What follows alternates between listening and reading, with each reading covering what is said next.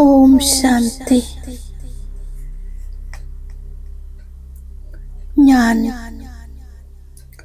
സ്വയം ആത്മാവാണെന്ന് നിശ്ചയം വെക്കുന്നു. ഞാൻ ദേഹത്തിൽ നിന്നും വേറിട്ട പ്രകാശിക്കുന്ന ജ്യോതിബിന്ദു ആത്മാവാണ്.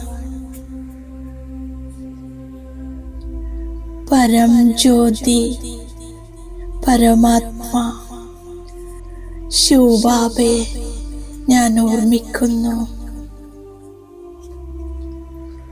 അസീമമായ ശക്തിയുടെയും ശാന്തിയുടെയും പവിത്രതയുടെയും സാഗരമാണ് ശിവബാബ.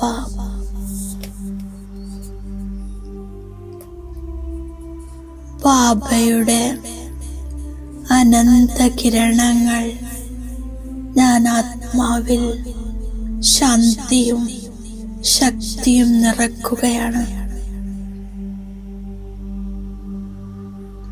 ബാബയിൽ നിന്നും എനിക്ക് പവിത്രതയുടെ ബലം പ്രാപ്തമാകുന്നു.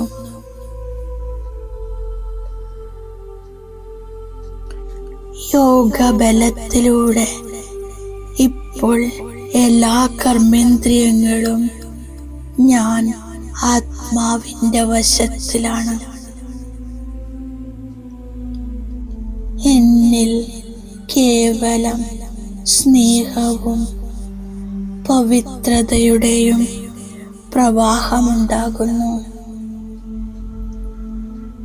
അവർ പാവൻ ശിവബാബയുടെ ഓർമ്മയുടെ ശക്തിയിൽ ഞാൻ ആത്മാ പാവനമായിരിക്കുന്നു. എനിക്ക് സമ്പൂർണ്ണ പവിത്രതയുടെയും ദിവ്യതയുടെയും അനുഭവമുണ്ടാകുന്നു. ഞാൻ ആത്മാവിൽ നിന്നും പവിത്രതയുടെ തരംഗങ്ങൾ 4 ഭാഗത്തേക്കും വ്യാപിച്ചുകൊണ്ടിരിക്കുന്നു.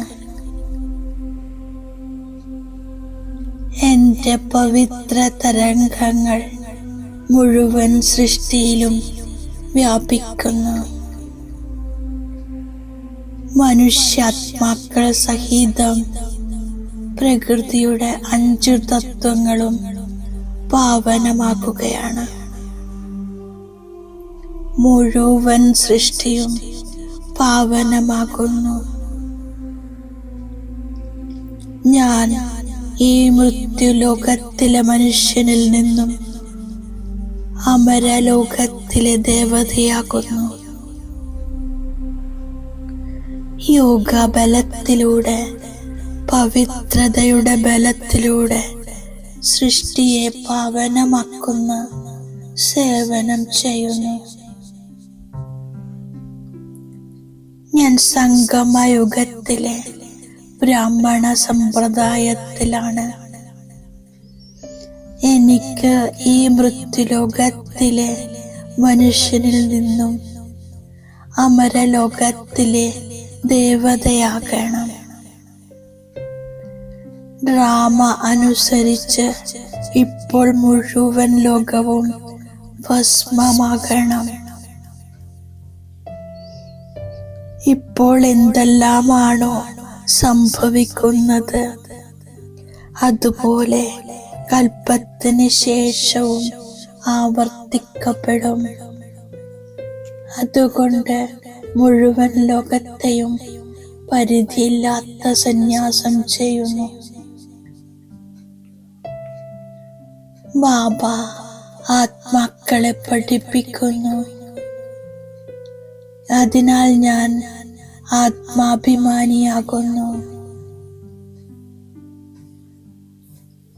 ഞാൻ ശൂദ്ര സമ്പ്രദായത്തിലേതായിരുന്നു. ബാബ വന്ന് കല്ലുബുദ്ധിയിൽ നിന്നും പവിഴ ബുദ്ധിയാക്കുന്നു. ഞാൻ സത്യയുഗത്തിൽ വിശ്വത്തിന്റെ അധികാരിയായിരുന്നു. അന്ധവിശ്വാസത്തിൽ അറിയാതെ ആരെയെങ്കിലും പൂജിക്കുകയും ഓർമ്മിക്കുകയും ചെയ്തിരുന്നു. ശ്രേഷ്ഠധർമ്മത്തെയും ശ്രേഷ്ഠ കർമ്മത്തെയും മറന്നുപോയിരുന്നു. എന്റെ ലക്ഷ്യമാണ് ദേവതയാകുന്നത്. ഇപ്പോൾ ഈ ജ്ഞാനത്തിലൂടെ ഞാൻ കാലനുമേലെ വിജയിച്ചു കൊണ്ടിരിക്കുന്നു. ഇപ്പോൾ മാത്രമാണ് ദേഹി അഭിമാനിയാക്കുന്നതിനുള്ള വിദ്യ ലഭിക്കുന്നത്.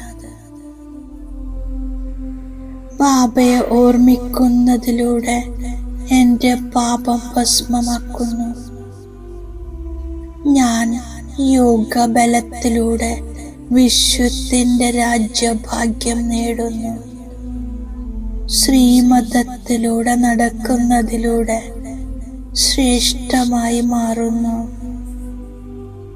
ഭ്രഷ്ടത്തിൽ നിന്നും ശ്രേഷ്ഠമാകണം. അതിനുവേണ്ടി ബാബയെ ഓർമ്മിക്കണം. ബാബ മന്മനാഭവയുടെ മരുന്ന് നൽകിയിരിക്കുന്നു. അതിലൂടെ 21 ജന്മത്തേക്ക് പവിത്രമാകണം. ഞാൻ പവിത്രമായി ഉറച്ച വൈഷ്ണവനാകുന്നു. ശ്രീമതത്തിലൂടെ നടന്ന് ശ്രേഷ്ഠമാകുന്നു.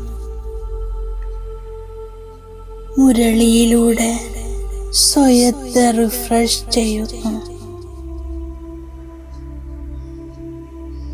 എവിടെ വസിച്ചുകൊണ്ടും സദോ പ്രധാനമാകാനുള്ള പുരുഷാർത്ഥം ചെയ്യുന്നു. ഒരു ദിവസം പോലും മുരളി നഷ്ടപ്പെടുത്തുന്നില്ല. ഞാൻ ബാബ തന്നിരിക്കുന്ന വരദാനത്തിന്റെ സ്വരൂപമാകുന്നു.